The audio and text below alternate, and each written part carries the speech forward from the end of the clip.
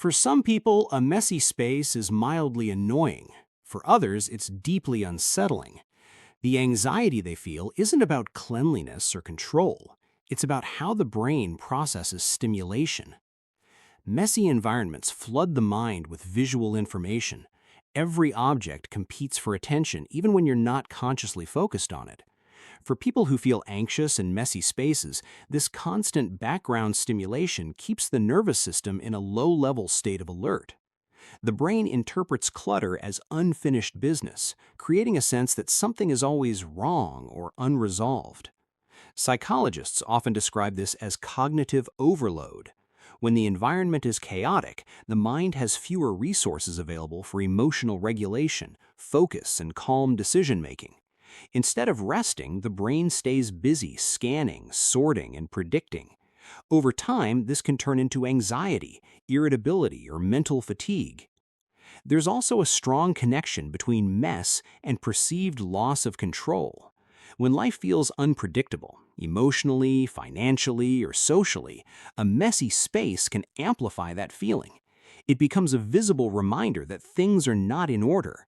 For people who rely on structure to feel safe, clutter doesn't just look disorganized, it feels destabilizing. Another factor is sensitivity to uncertainty. Some nervous systems are more reactive to ambiguous signals.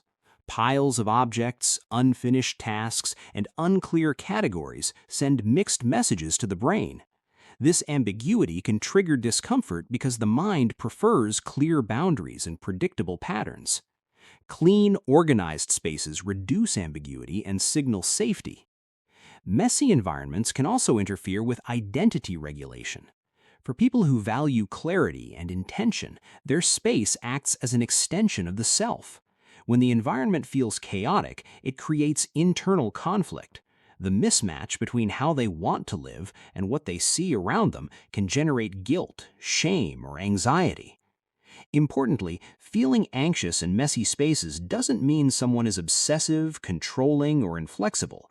It often means their nervous system regulates best with visual calm and order.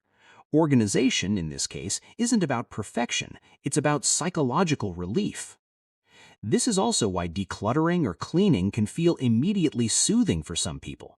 It reduces sensory noise, restores a sense of agency, and gives the mind permission to relax.